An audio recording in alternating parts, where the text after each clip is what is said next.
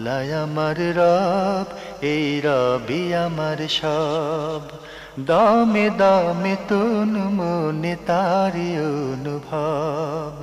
তোমার দুনিয়াতে আমি যেদিকে তাকাই, অথই নিয়ামতে ডুবে আছি সবাই।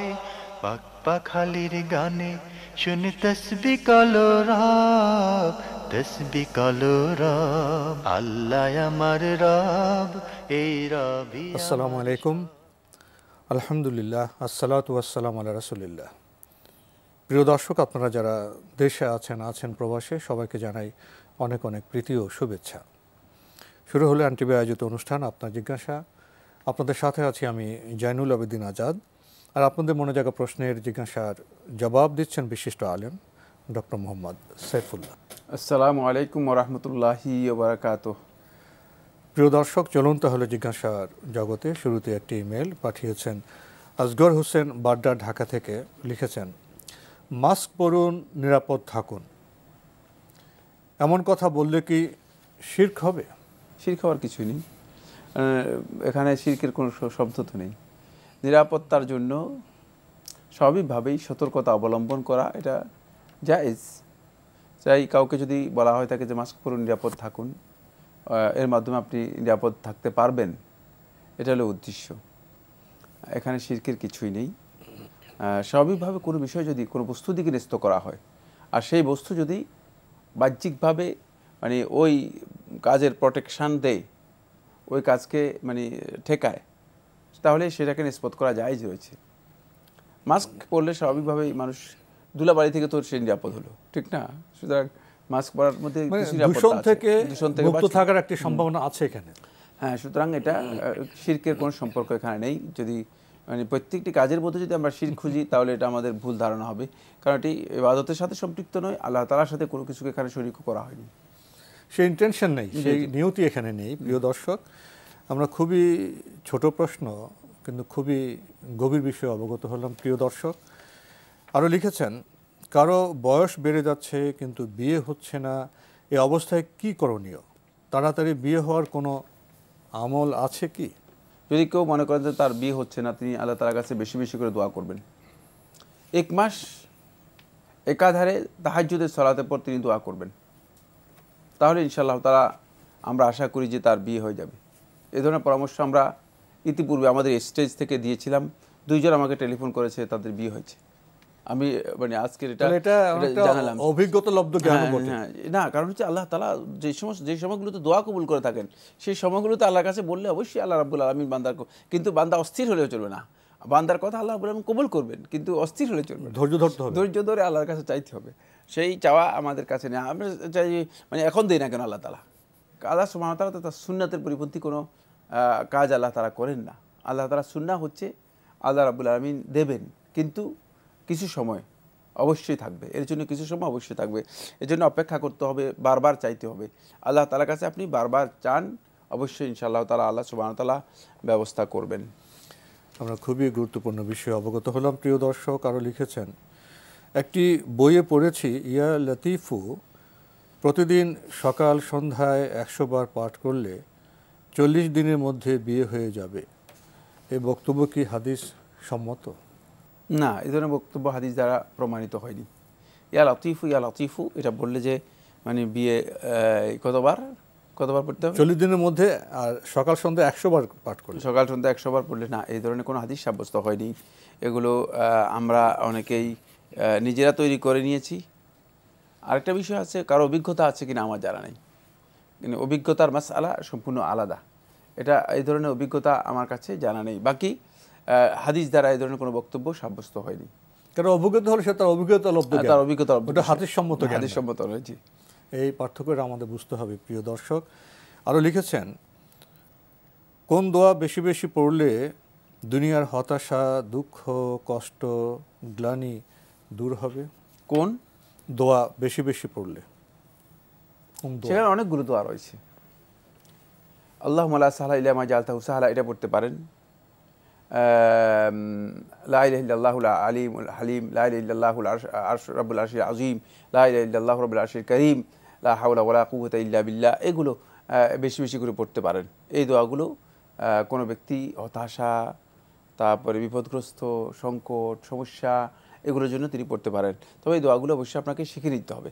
মানে এখানে আমরা দোয়াটা বলে দিলাম, তারপরে যে আপনি আসলে মুখস্থ করে নেবেন এরকম হবে না, কারণ মুখস্থ করা তো আপনার পক্ষে সম্ভব হবে না। আপনি দোয়ার বইগুলো থেকে জেনে নিন, হিজতুল মুসলিম থেকে জেনে নিতে পারেন, অন্য দোয়ার বইগুলো থেকে জেনে নিতে পারেন। জি, আরও লিখেছেন, জাকাতের টাকা ভেঙে ভেঙে কি দেওয়া যাবে? আর জাকাতদাতা নিজেই অভাবী হলে কি করণীয়? প্রথম কথা হচ্ছে জাকাতের টাকা ভেঙে ভেঙে দিবেন কেন? জাকাতের টাকা জাকাত বের করার সাথে সাথে পুরোই আদায় করে দিবেন। ভেঙে ভেঙে দেওয়ার কোনো বৈধতা নেই। যদি সুনির্দিষ্ট কোনো কারণ থাকে তাহলে হয়তো তার জন্য জায়েজ আছে, তিনি ভেঙে ভেঙে দেবেন। তবে জাকাতের টাকার বিধান হচ্ছে একটাই, সেটা হলো জাকাতের টাকা সম্পদ থেকে বের করা, সাথে সাথেই আদায় করে দেওয়া। কারণ অন্যের হক আপনার কাছে রেখে দিবেন কেন? অন্যের হক আপনার কাছে রাখা অন্যের টাকা, অন্যের টাকা। সুতরাং জাকাতের টাকা আপনি সাথে সাথে দিয়ে দিবেন। রাসূল সাল্লাল্লাহু আলাইহি ওয়াসাল্লামের সময় সিস্টেম ছিল একটাই, জাকাতের টাকা ভেঙে ভেঙে আদায় করতেন, এরকম কোনো বিধান ছিল না, জানা নেই আমার। বিধান একটাই, সেটা হচ্ছে জাকাতের টাকা আসলেই সেটা সাথে সাথেই আদায় করে দেওয়া হতো, একসাথেই জাকাতের। কারণ জাকাতের টাকা আপনি দিবেন, কিছু রেখে দিলেন কী কারণে? অন্যের হক আপনার কাছে কেন রেখে দেবেন? প্রশ্নই আসে না। ভেঙে ভেঙে দেওয়ার বিধান মোটেও নেই। কিন্তু যদি কোনো সুনির্দিষ্ট কারণ থাকে, সেই কারণে হয়তো কারোর জন্য জায়েজ হতে পারে যে তিনি জাকাতের টাকাটা মানে মানে বিভিন্নভাবে দিতে পারেন। তবে অবশ্যই তাকে সম্পদ থেকে জাকাতের টাকা তাকে বের করে নিতে হবে, হিসাব করে বের করে নিতে হবে।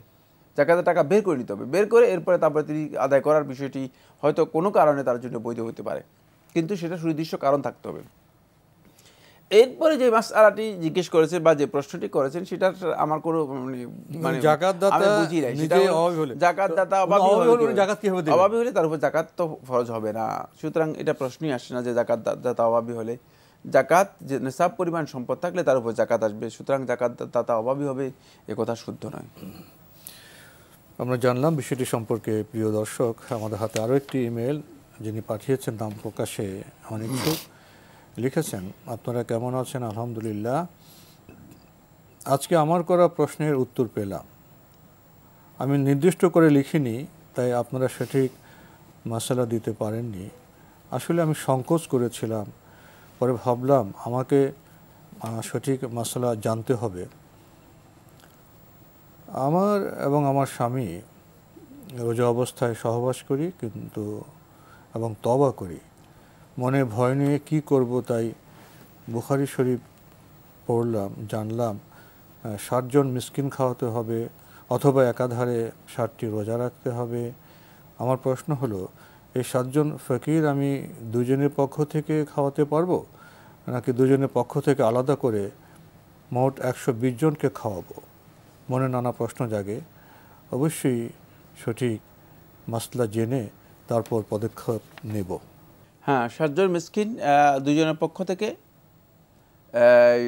60 জন যোগ 60 জন 120 জন খাওয়াতে হবে এবং আল্লাহ রাব্বুল আলামিনের কাছে তওবা করতে হবে। জি, যেহেতু রমাদান মাসের হুরমত নষ্ট করেছেন, এই জন্য আপনাদেরকে কমপক্ষে 120 জন মিসকিনকে খাওয়াতেই হবে, এক বেলা খাওয়াতে হবে। জি। বায়তুল ফালাহ মসজিদ, কদমতলী, ঢাকা থেকে আগের চিঠি, অনেক প্রশ্ন লিখেছেন।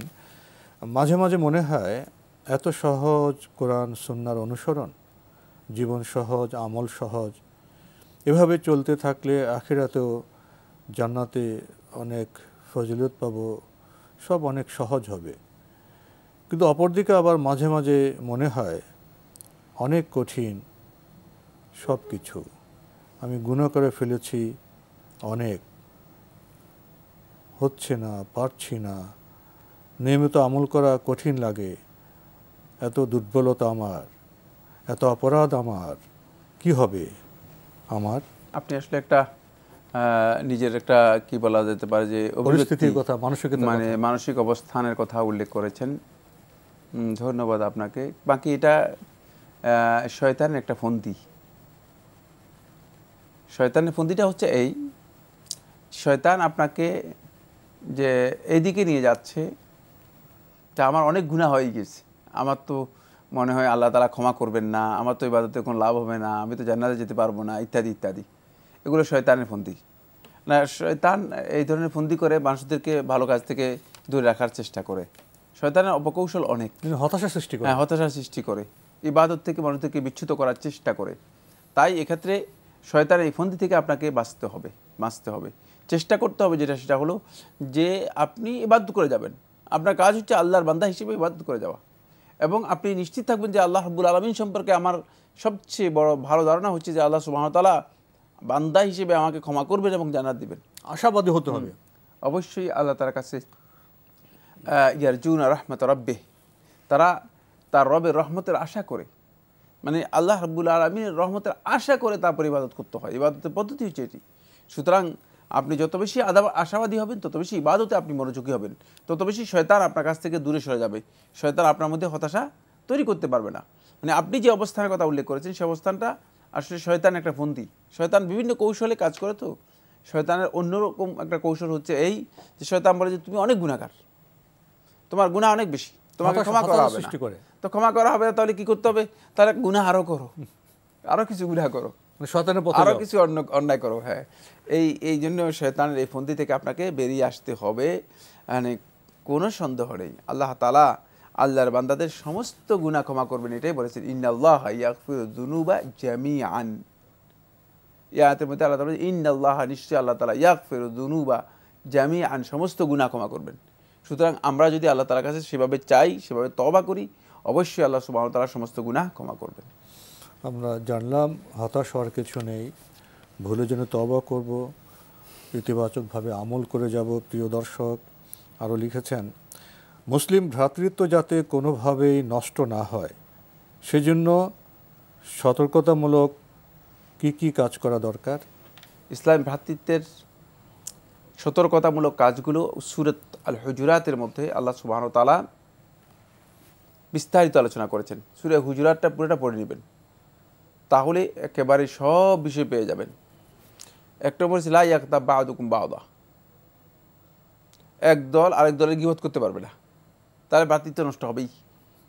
আরেকটা হচ্ছে ওয়ালা ইয়াসখার কওমুম মিন কওম, মানে এক জাতি, এক গোষ্ঠী, মানে এক দল আরেক দলের এটা নিন্দা বা তিরস্কার করতে পারবে না, কটাক্ষ করতে পারবে না। আমরা তো কথাবার্তায় কটাক্ষ করি, পরস্পর কটাক্ষ করে থাকি। ওয়ালা তানাবাজু বিল আলকাব, খারাপ নামে, খারাপ উপাধি দিয়ে ডাকতে পারবে না, এগুলো ভ্রাতৃত্ব নষ্ট করবে। একজনে দেখলে ভাই ও তুমি, এই ধরনের আচরণ মোটেও, তাহলে ইসলাম ভ্রাতৃত্ব নষ্ট হয়ে যাবে। ইসলাম ভ্রাতৃত্ব নষ্ট হবে কোন কোন কাজে, সেটা মানে স্পষ্ট করেছেন রাসূলুল্লাহ সাল্লাল্লাহু আলাইহি ওয়াসাল্লাম। আরেকটি হাদিসের মধ্যে বলেছেন যে ইয়া মান আমানা বিকলবিহি বিলিসানিহি ওয়া লাম ইয়াদখুলিল ঈমানু ফি কলবিহি, হে ওই ব্যক্তি, যে ব্যক্তি আমানা বিলিসানিহি, নিজের মানে জিহ্বায়, কথায় ঈমান এনেছে, কথার মাধ্যমে ঈমান এনেছে, ওয়া লাম ইয়াদখুলিল ঈমানু ফি কলবিহি, ঈমান অন্তর পর্যন্ত পৌঁছে নাই, এখনো ঈমান অন্তর পর্যন্ত পৌঁছে নাই। তোমাদের কাজ হচ্ছে লা তাকতাবু আল মুসলিমিন, তোমরা মুসলমানদের গীবত করবে না, ওয়ালা তাত্তাবিউ আওরাতিহিম, এবং মুসলমানদের দোষ ত্রুটি খুঁজে বেড়াবে না। মুসলমানদের দোষ ত্রুটি খুঁজে বেড়ানো এটি হারাম, এটা জায়েজ নেই। সুতরাং এই কাজগুলো করবে না। এরপরে আরেকটি হাদিসের মধ্যে রাসূলুল্লাহ সাল্লাল্লাহু আলাইহি ওয়াসাল্লাম আরও গুরুত্বপূর্ণ কয়েকটি পয়েন্ট বলেছেন, ওয়ালা তাহাসাদু, তোমরা পরস্পর হিংসা বিদ্বেষ করবে না, ওয়ালা তাবাগাজু, পরস্পর ঘৃণা করবে না, ওয়ালা তাদাবারু, একজন আরেকজনের পিছনে লেলিয়ে যাবে না, একজন আরেকজনের পিছনে লেলিয়ে যাবে না, ওয়ালা তানাজাসু, একজন আরেকজনের মানে ক্রয় বিক্রয়ের ক্ষেত্রে দাম বাড়িয়ে দিবে না, গিয়ে মানে একজন আরেকজনের কথা, যে একজনে বলে 5 টাকা, বলে আমি বললাম যে 10 টাকা আমাকে দেন, না, ক্ষতিগ্রস্ত করা যাবে না। এগুলো ইসলাম ভ্রাতৃত্বকে নষ্ট করবে। ওয়ালা তানাজাসু, এই যে তানাজাস করবে না। ওয়ালা তাহাসসাসু, তোমরা এক দল আরেক দলের গোপনে দোষ অথবা গোয়েন্দাগিরি করবে না। এগুলো যদি আমরা রক্ষা করতে পারি, তাহলে অবশ্যই ইসলাম ভ্রাতৃত্ব অটুট অবিচল থাকবে, নষ্ট হবে না। প্রিয় দর্শক, ইসলামী ভ্রাতৃত্ব রক্ষায় আমাদের করণীয় কী, সে ব্যাপারে আমরা খুবই গুরুত্বপূর্ণ কিছু বিষয় সম্পর্কে অবগত হলাম। আরও প্রশ্ন করেছেন, মুসলিম ভ্রাতৃত্ব ও মুসলিম ঐক্য কি একই বিষয়? হ্যাঁ, প্রায় একই বিষয়। মুসলিম ভ্রাতৃত্ব এবং মুসলিম ঐক্য একই বিষয়, কাছাকাছি বিষয়। জি, মানে ভ্রাতৃত্ব তো সুফল হবে, ঐক্য সৃষ্টি হয়ে যাবে। মানে ভ্রাতৃত্বের যেটা ফসল বা সুফল সেটাই তো আমাদের মধ্যে ঐক্য সৃষ্টি হয়ে যাবে, ভ্রাতৃত্ব রক্ষা হবে। হ্যাঁ, ভ্রাতৃত্বের প্রতিষ্ঠিত রক্ষিত হলেই হলেই তো ঐক্য সেখানে সৃষ্টি হবে। ঐক্য অপরিহার্য। আর ভ্রাতৃত্ব সৃষ্টি না হলে তো ঐক্য হবে না। না, ঐক্য হবে না। ভ্রাতৃত্ব সৃষ্টি তাহলে না হলে ঐক্য ভ্রাতৃত্বের হবে না। ফসল হলো জি, ঐক্য জি। সৃষ্টি। ভ্রাতৃত্বের মাধ্যমেই ঐক্যের ভিত মজবুত হবে, শক্তিশালী হবে। আরও লিখেছেন, যেসব নারীদের বাথরুম পরিষ্কার করতে, যে কোনো বাথরুমে যেতে, শিশুর পায়খানা পরিষ্কার করতে ইত্যাদি অস্বাভাবিক অরুচি হয়, সে সহ্যই করতে পারে না এইসব কাজ, তাদের স্বাভাবিকতার জন্য কি কোনো আমল আছে? না, এ ধরনের কোনো আমল নেই। এ ধরনের কোনো আমল নেই। তাদের ওয়াসওয়াসা রোগ আছে, বোঝা যাচ্ছে যে ওয়াসওয়াসা রোগ তাদের আছে। ওয়াসওয়াসা রোগের জন্য তিনি বেশিরভাগ ক্ষেত্রেই আউযুবিল্লাহি মিনাশ শাইতানির রাজিম এটা বেশি বেশি করে পড়বেন। আর চেষ্টা করবেন যখনই ওয়াসওয়াসা আসে সেটাকে প্রত্যাখ্যান করা যায় কীভাবে। ইবনে হাজার হাইতামি রহমতুল্লাহ ফতোয়াল কোবরার মধ্যে উল্লেখ করেছেন, তিনি বলেছেন যে ওয়াসওয়াসা রোগের রোগী যখনই কোনো কারণে তার ওয়াসওয়াসা এসে যাবে, সাথে সাথে সেটাকে প্রত্যাখ্যান করার চেষ্টা করবে। সেখান থেকে যদি কোনোভাবে প্রত্যাখ্যান করতে পারে, একবার, দুইবার, তিনবার করলেই সেই ওয়াসওয়াসা তার দূর হয়ে যাবে, ওয়াসওয়াসা দূর হয়ে যাবে। এই জন্য প্রত্যাখ্যান করার চেষ্টা করবেন। এর জন্য আলাদা কোনো আমল নেই, তবে বেশি বেশি আল্লাহ তার কাছে ইস্তেআজা করতে হয়। আউযুবিল্লাহি মিনাশ শাইতানির রাজিম। আউযুবিল্লাহর অনেকগুলো টেক্সট আছে, ইস্তেআজা অনেকগুলো এটা আমাদের জন্য সহজ টেক্সট। জি, সহজ টেক্সট। জি, আমরা জানলাম কি করতে হবে। প্রিয় দর্শক, আপনি এই প্রশ্নের সর্বশেষ বিষয়টি এভাবে উল্লেখ করেছেন, স্ত্রীর সাথে অন্তরঙ্গ হওয়ার সময়টা পরে কল্পনা না করে কি উত্তম? এটা কল্পনা করা না করার মধ্যে উত্তম অধমের কিছুই নেই। জি, এটি এমন কোনো বিষয় নয় যে মানে এটা কল্পনা করলে গুনাহ হয়ে যাবে, এটা হারাম কিছুই নয়। আর কল্পনা করতে হবে এটা এমনও কোনো বিষয় না, না, কল্পনা করতে হবে এমনও কোনো বিষয় নয়, রুচি অভিরুচির আর যদি বিষয় এসে যায়। আর দুই নম্বর বিষয় হচ্ছে এটা মানে কল্পনা করলে হারাম হবে এটাও নয়, কারণ বৈধটি সম্পর্ক, সুতরাং কল্পনা করা না জায়েজ নয়। তবে এই বিষয় অন্যের কাছে প্রকাশ করা হারাম, ওইটা বেশি ইম্পর্টেন্ট। জি, মানে কল্পনা করতে করতে এই বিষয় অন্যের কাছে তুলে ধরবেন, আলাপ করা, চর্চা করা, এটা চর্চা করা একেবারেই হারাম। জি, আমরা খুবই গুরুত্বপূর্ণ বিষয়ে অবগত হলাম। প্রিয় দর্শক, আমাদের হাতে আরও একটি ইমেল পাঠিয়েছেন মোহাম্মদ হানিফ। লিখেছেন, ফরজ নামাজের পর আমরা 33 বার সুবহানাল্লাহ, 33 বার আলহামদুলিল্লাহ, 34 বার আল্লাহু আকবার তাসবিহ পাঠ করে থাকি। এই তাসবিহ পাঠ করার সময় যদি ডান হাতে শুরু করে বাম হাতে শেষ করি, অর্থাৎ ডান হাতে 20, বাম হাতে 13, এইভাবে 33, তা কি ঠিক আছে, নাকি 33 বার ডান হাতেই গুনতে হবে? উত্তম হচ্ছে ডান হাতে গোনা এবং আঙ্গুলের এই যে করগুলো আছে না, এগুলোতে গোনা, এটা হচ্ছে উত্তম। ডান হাত থেকে বাম হাত পর্যন্ত যাওয়ার দরকার নেই। জি, আরও লিখেছেন, আমরা এখন যে অনুষ্ঠান দেখছি সেটা সরাসরি নয়, কিন্তু অনুষ্ঠানের শুরুতে আপনারা সালাম দিয়ে শুরু করছেন। আমাদের কাছ থেকে সালামের জবাব তো আপনারা শুনবেন না, তাহলে আমাদের করণীয় কি? সালামের জবাব শোনা সত্য নয়। সালাম, আপনারা যদি সালামের উত্তর দিয়ে থাকেন তাহলে সালামের সওয়াব পেয়ে যাবেন, শুনতে হবে, এটা বাধ্যতামূলক নয়। আমরা খুবই গুরুত্বপূর্ণ বিষয়ে অবগত হলাম। সবশেষে লিখেছেন, যদি বাবা মা মারা যাওয়ার পর ছেলেরা জানতে পারে যে বাবা মায়ের মহারণা পরিশোধ করেনি, সাধারণত বাংলাদেশে যা হয় মুখে বলে মাফ করে দিয়েছে, এখন এক্ষেত্রে ছেলেদের করণীয় কি? বাবা যদি মায়ের মহারণা পরিশোধ না করে থাকে, এটা যদি কোনো সুস্পষ্ট ডকুমেন্ট থাকে, তাহলে ছেলেদের করণীয় হচ্ছে এই মোহর আদায় করে দেয়া, যেহেতু এটা দায়ী ঋণ, সেই ঋণটুকু আদায় করে দেওয়াটাই উত্তম। আমরা জানলাম বিষয়টি সম্পর্কে। প্রিয় দর্শক, আমাদের হাতে আরও একটি ইমেল পাঠিয়েছেন জামান, নিউ ইয়র্ক, ইউএসএ থেকে। লিখেছেন, আমার ভাই বিদেশ থেকে বাবার কাছে টাকা পাঠান এবং বাবার নামে জমি কেনার জন্য বলেন। 30 বছর পর তিনি বাবাকে বলেন, এই জমিগুলো তোমার নামে থাকলে তুমি মারা যাওয়ার পর ঝামেলা হবে, তোমার মেয়েরা অংশ পাবে, জমি জমা ভাগ করে দিন। বাবা তখন ঝামেলা এড়াতে জমি জমা ভাগ করে দেন এবং মেয়েদেরকে ছেলের টাকা দিয়ে কেনা জমি জমার কোনো ভাগ দেননি, কিন্তু বাবা ওনার নিজের জমি জমা থেকে সব ছেলে মেয়েদের শরিয়া মোতাবেক লিখে দেন। বাবা এই ভাগের কথা বোনদেরকে বলেননি। বাবা মারা গেছেন, এখন বোনরা বলছেন যেহেতু ভাইয়ের কেনা জমি বাবার নামে ছিল, তারা ভাইয়ের কেনা জমির ভাগ পান। বাবা ওনাদের না দিয়ে জুলুম করেছেন, বাবা কি আসলে জুলুম করেছেন? না, বাবা জুলুম করেননি জি। কারণ উনার টাকা দিয়ে কিনেছেন, উনি হয়তো বলেছেন সম্মান দেখিয়ে যে বাবা আপনার নামে কিনুন, অর্থাৎ উনার টাকা, উনার সম্পদ বাবার নামে কেনা হয়েছে। নামে কিনলেই যে মানে এটা বাবার মালিকানা হয়ে যাবে, বিষয়টি এমন নয়। আমি একজনের কাছে যদি টাকা রাখি, সে মালিক হয়ে গেলে, ব্যাপারটা এমন নয়। যেহেতু বাবাকে বলেছে যে আপনার নামে কিনুন, কিন্তু সম্পদটা তার। আর এরপরে যখন বাবা এ বিষয়ে সে তলব করেছে, চেয়েছে, যদি সেটা বলতো, ছেলে বলতো যে আপনার নামে কিনেছেন, সবাইকে বন্টন করে দেন, তাহলে বৈধ হতো, সে অনুমতি দিয়ে দিত। কিন্তু সে যেহেতু বলেছে যে না, এটা পরবর্তীতে ঝামেলা হবে, মানে আমার যে ঝামেলা তো এখন হচ্ছে, হ্যাঁ, আমার যেই সম্পদ আছে সেই সম্পদ আমাকে ফেরত দেন, তো সেই সম্পদ বাবা ঠিক মানে আমানতদারিতার সাথে কাজ করেছেন, এবং বাবার এই কাজটি পরিপূর্ণরূপে শুদ্ধ। আর বোনেরা যে দাবি করেছে যে বাবা জুলুম করেছেন, এটা বোনদের সীমা লঙ্ঘন, এখানে জুলুমের কিছুই নেই, বাবা ইনসাফ করেছেন। জি জি। তো আজকে আমাদের এখানে শেষ করতে হচ্ছে, আপনাকে অনেক ধন্যবাদ। আপনাকে অশেষ ধন্যবাদ। প্রিয় দর্শক, আমরা দেখছিলাম এনটিভি আয়োজিত অনুষ্ঠান আপনার জিজ্ঞাসা। আমাদের এই অনুষ্ঠান আপনারা এনটিভি অনলাইনেও দেখতে পারবেন, ভিজিট করুন www.ntvbd.com। এছাড়া ইউটিউবে এবং আমাদের ভেরিফাইড ফেসবুক পেজে অনুষ্ঠান দেখতে পারবেন। ইসলামে আত্মিক বিষয় আছে, বৈষয়িক বিষয় আছে। বৈষয়িক বিষয়ে কিভাবে আমাদের সিদ্ধান্তে যেতে হবে সে বিষয়ে সুস্পষ্ট কথা আছে। আজকে শেষে প্রশ্ন আমরা সেটা দেখলাম, অর্থকার, জমিকার, ভাগ বন্টন কীভাবে হবে। সঠিক সময়ে সঠিক কাজ না করলে পরে সমস্যা হতে পারে, সেই উদাহরণ আমরা আজকের প্রশ্নে লক্ষ্য করলাম।